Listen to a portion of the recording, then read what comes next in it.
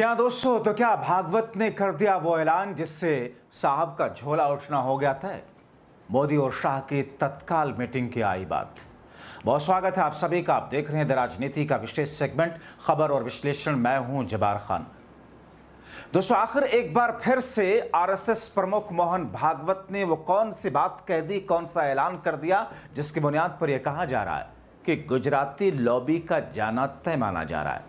आखिर मोहन भागवत अगले चंद दिनों के बाद में देश की राजनीति और भारतीय जनता पार्टी के आला नेतृत्व में कौन सा परिवर्तन करने जा रहे हैं जिससे बीजेपी के अंदर एक बेचैनी से आ गई, खासतौर पर गुजराती लॉबी में। विस्तार से आपको बताते हैं दोस्तों, अंत तक मेरे साथ जरूर रहें। दोस्तों, आरएसएस प्रमुख जिस तौर पर बीते कुछ महीनों से या 2024 के लोकसभा चुनाव के पहले से जिस अंदाज में बीजेपी को लेकर के कमेंट कर रहे हैं, जिस अंदाज में इस गुजराती लॉबी को लेकर के इशारों में जो बातें करते हुए आ रहे हैं, और उनके साथ नितिन गडकरी जिस तौर पर जो सुर पकड़ रहे हैं, उससे बहुत सारी चर्चाएं आपने उसके नतीजे निकाले होंगे, सुने होंगे। मगर इस बीच में आरएसएस प्रमुख ने एक और बात कह दी। आरएसएस प्रमुख ने जो कहा उसका सीधा संकेत संदेश एक तरीके से मोदी से जोड़ करके देखा जा रहा है, हालांकि उन्होंने नाम नहीं लिया। आरएसएस प्रमुख मोहन भागवत ने कहा कि अगर हम अपने देश को बड़ा बनाना चाह रहे हैं तो यह देश को किसी नेता के भरोसे छोड़ करने से नहीं होगा, किसी नेता के भरोसे छोड़ करके नहीं होगा। सब सहायक होंगे, नेता, नीति, पार्टी, अवतार, विचार, संगठन, सत्ता, सबको मिलना होगा। उन्होंने कहा कि इन सभी की भूमिका सहायक की है। मोहन भागवत ने रविंद्रनाथ ठाकुर के स्वदेशी समाज शीर्षक वाले निबंध का एक हवाला दिया, जिसमें उन्होंने कहा कि इसमें लिखा हुआ है कि समाज में जागृति राजनीति से नहीं आएगी, हमारे समाज में स्थानीय नेतृत्व खड़ा करना होगा। स्थानीय नेतृत्व, सेकंड लाइन की लीडरशिप, जो स्थानीय नेतृत्व दरअसल भारतीय जनता पार्टी खड़ा ही नहीं कर। भारतीय जनता पार्टी में मौजूदा वक्त में बीते 11 वर्षों से मोदी शाह के ऊपर यह आरोप लगता है कि वो सेकंड लाइन के लीडर को तैयार ही नहीं होने देना चाहते। वो चाहते हैं कि जो भी हो वो इनके इशारे पर काम करने वाला शख्स हुआ हो, नेतृत्व ना खड़ा हो, यह आरोप लगता है। भागवत कहते हैं कि इसके लिए नायक शब्द का उन्होंने इस्तेमाल किया। इसे समझाते वो कहते हैं कि जो स्वयं शुद्ध चरित्र हो। अब अगली बात जो कहते हैं भागवत कि खुद शुद्ध चरित्र हो, जिसका समाज से निरंतर संपर्क हो। अब शुद्ध चरित्र की बातें आप अंदाजा लगाइए कि बहुत सारी चीजें ऐसी हैं मौजूदा वक्त में बीजेपी आला कमान के लिए क्या क्या कही जाती हैं। समाज से निरंतर संपर्क जिसका हो। अब मोदी साहब के बारे में कहा जाता है तो मन की बात कर लेते हैं, वन वे कम्युनिकेशन है, समाज की बात सुनते ही नहीं। समाज जिस पर विश्वास करता हो, अब तो मुंह पर उनके सामने किस तौर पर वोट चोरी के, गद्दी छोड़ने के नारे लगने लगे। और जो देश के लिए जीवन मरण का वर्ण करता हो, देश के लिए, लोग ये कह रहे हैं कि साहब अगर देश के लिए जीवन मरण ये करते तो फिर ऑपरेशन सिंदूर, जिसमें पाकिस्तान के सभी आतंकी ठिकानों को ध्वस्त करने का चांस था, कर रही थी सेना, बीच में नहीं रुकवा देते किसी के दबाव में आकर। दोस्तों, संघ प्रमुख ने कहा कि अगर हम अपने देश को बड़ा बनाना चाह रहे हैं तो ये देश को किसी नेता के भरोसे छोड़ना नहीं होगा, सबको उसमें मिलना होगा। सुनिए मोहन भागवत क्या कह रहे हैं। हमारे उपाय अधूरे रहेंगे अगर इस समाज के जो कुछ दुर्गुण हैं, जो घुस गए हैं इसमें, उसको दूर न किया जाए। क्योंकि एक बात तो स्वतः सिद्ध है कि देश को बड़ा करना है, देश को स्वतंत्र करना है, कुछ भी करना है तो नेताओं के भरोसे, संगठनों के भरोसे नहीं होता। वो सहायक जरूर होते हैं, लेकिन सबको लगना पड़ता है। सब में एक गुणवत्ता आनी पड़ती है। पूरे समाज के प्रयास से कोई भी परिवर्तन आता है। आज अपने देश को बड़ा करना हम चाह रहे हैं, वो किसी के भरोसे छोड़ के नहीं होगा। सब सहायक होंगे, नेता, नीति, पार्टी, अवतार, विचार, संगठन, सत्ता, सब इनका रोल असिस्टेंस का है। लेकिन मुख्य कारण जो बनता है वो समाज का परिवर्तन है, समाज की गुणात्मक उन्नति है। और बिना उसके हुए हमारे काम फुलफिल नहीं होंगे। जो इश्यूज लिए हैं वो शायद रिजॉल्व हो जाएंगे, लेकिन वो फिर से खड़े नहीं होंगे इसकी कोई गारंटी नहीं। क्योंकि स्वतंत्रता की बात ले तो हम देखते हैं कि कितना लंबा तांता है आक्रामकों का। हर बार कोई आता था, हमको देखते देखते जीत लेता था, फिर हम जागरूक होकर उसको खदेड़ देते थे, दूसरा आता था। ये सब बार बार क्यों होता है? क्योंकि कुछ ऐसे दोष है जिनको निकालना चाहिए, कुछ ऐसे गुण हैं जिनको विकसित करना चाहिए, और इसलिए ये काम किसी को करना पड़ेगा। हम लोग नहीं कर सकते क्योंकि हमने अपना अपना काम चुन लिया है।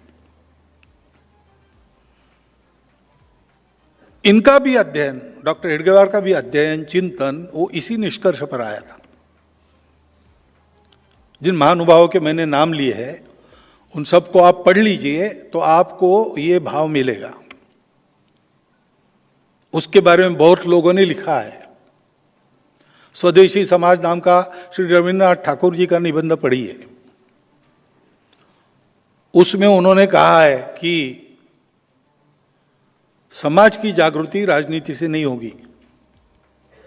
हमारे समाज में समाज का स्थानीय नेतृत्व खड़ा करना पड़ेगा। उन्होंने शब्द किया है नायक। जो स्वयं शुद्ध चरित्र है, जिसका समाज से निरंतर संपर्क है, समाज जिस पर विश्वास करता है और जो अपने देश के लिए जीवन मरण का वर्ण करता है, ऐसा नायक चाहिए, ऐसा उन्होंने कहा है। तो आरएसएस प्रमुख मोहन भागवत का कहना कि अगर हर स्तर पर वहां का अपना नेतृत्व खड़ा नहीं होगा तो समस्याएं कभी खत्म नहीं होंगी। एक नेता के भरोसे कुछ समय के लिए हो सकता है आप अपनी समस्या खत्म कर लें, लेकिन वो फिर से खड़ी हो जाएंगी। दोस्तों, संघ प्रमुख के इस बयान को इशारों इशारों में मोदी के साथ जोड़कर देखा जा रहा है। कई राजनीतिक विश्लेषक ये मानकर चल रहे हैं कि संघ के 100 वर्ष पूरे होने वाले मौके पर संघ का यह दोहराना मोदी शाह के लिए एक संकेत है। दोस्तों, संघ प्रमुख लगातार ऐसे बयान देते आए जिसे मोदी शाह के खिलाफ माना जाता रहा, हालांकि उन्होंने कभी नाम नहीं लिया।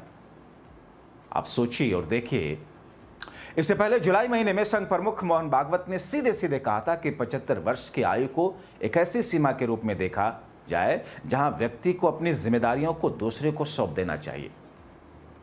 मोहन भागवत ने इसे पिंगले की विनम्रता और अगली पीढ़ी को अवसर देने की उनकी सोच के रूप में पेश किया था। अब दोस्तों, इस वक्त संघ प्रमुख का जो बयान आया, जाहिर तौर पर उस पर अलग अलग तरीके से, अलग अलग अंदाज में अटकलें तो लगेंगी, उसके मायने निकाले जा रहे संजीदगी के साथ में।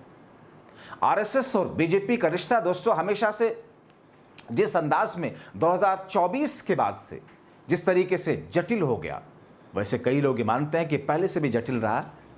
आरएसएस बीजेपी की वैचारिक मात्र संस्था के रूप में जानी जाती है और इसे कई शीर्ष नेता आरएसएस की पृष्ठभूमि से आते हुए आप देखते हैं।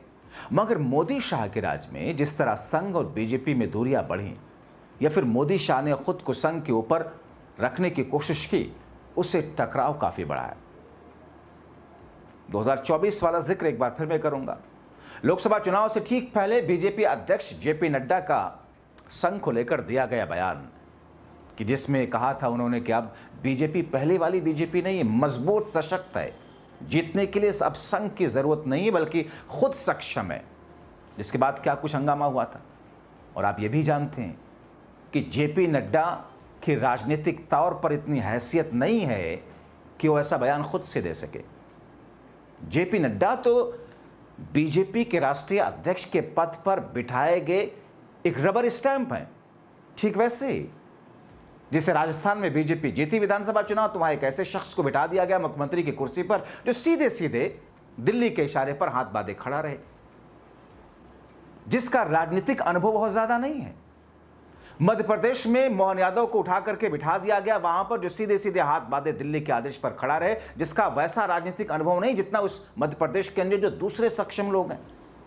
छत्तीसगढ़ में यही स्थिति है, यही स्थिति तमाम राज्यों के अंदर है दोस्तों। तो ऐसी स्थिति में जिस तरीके से और जिस अंदाज में संघ जो बातें कह रहा है और संघ के लिए जो बातें जेपी नड्डा साहब ने कही थी, जाहिर तौर पर माना गया कि उसे मोदी शाह ने ही कहलवाया होगा उस वक्त।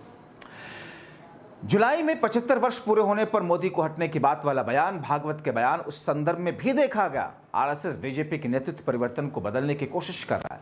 कुछ विशेषज्ञों का कहना था कि भागवत का वो बयान बीजेपी के भीतर उत्तराधिकारी की चर्चा को तेज कर रहा है। पीएम मोदी 2024 के लोकसभा चुनाव में तीसरी बार जीतकर सत्ता में आए। उनकी उम्र 2029 तक 79 वर्ष हो जाएगी। ऐसे में बीजेपी के भीतर अगले नेता के चयन को लेकर चर्चा है। मोहन भागवत का 75 साल की उम्र के बाद रिटायर हो जाना चाहिए। यह बयान सतह पर भले ही एक सामान्य टिप्पणी लगे, लेकिन इसके पीछे गहरे राजनीतिक, सामाजिक, संगठनात्मक निहितार्थ है और यह बयान बीजेपी और आरएसएस के बीच नेतृत्व परिवर्तन की संभावनाओं को उजागर करता है। ये दिखाता है कि आरएसएस अगली पीढ़ी को जिम्मेदारी सौंपने के पक्ष में खड़ी है। मगर दोस्तों, इस शताब्दी अवसर पर एक दिन पहले संघ प्रमुख ने जो कहा वो भी मोदी और शाह के लिए एक तरीके से उनके विचारों के इतर सा या फिर मोदी शाह की बीजेपी के चरित्र पर एक प्रहार सा। इस मौके पर संघ प्रमुख ने हिंदुत्व का जो मतलब समझाया, मोदी शाह के हिंदुत्व से अलग दिखा। हिंदू राष्ट्र की जो बात की मोदी शाह के या मौजूदा वक्त की बीजेपी के हिंदू राष्ट्र से अलग। संघ प्रमुख ने कहा कि हिंदू राष्ट्र का मतलब किसी धर्म का, किसी संस्कृति का विरोध करना नहीं। मोदी शाह पर इसे कटाक्ष देखा गया। हालांकि दोस्तों, आरएसएस को एक तरीके से मुस्लिम विरोधी होने की बातें कही जाती हैं आरएसएस के ऊपर जोड़ करके, मगर संघ प्रमुख ने जो कहा वो तो मोदी शाह और हिंदुत्व, हिंदू राष्ट्र की कथित व्याख्या पर प्रहार था बीजेपी वाले। भागवत कहते हैं कि हिंदू कौन है? वह जो अपने मार्ग पर चलने में विश्वास रखता है, अलग अलग मान्यताओं, संस्कृति, धर्म वाले लोगों का भी सम्मान करता है, वही हिंदू है।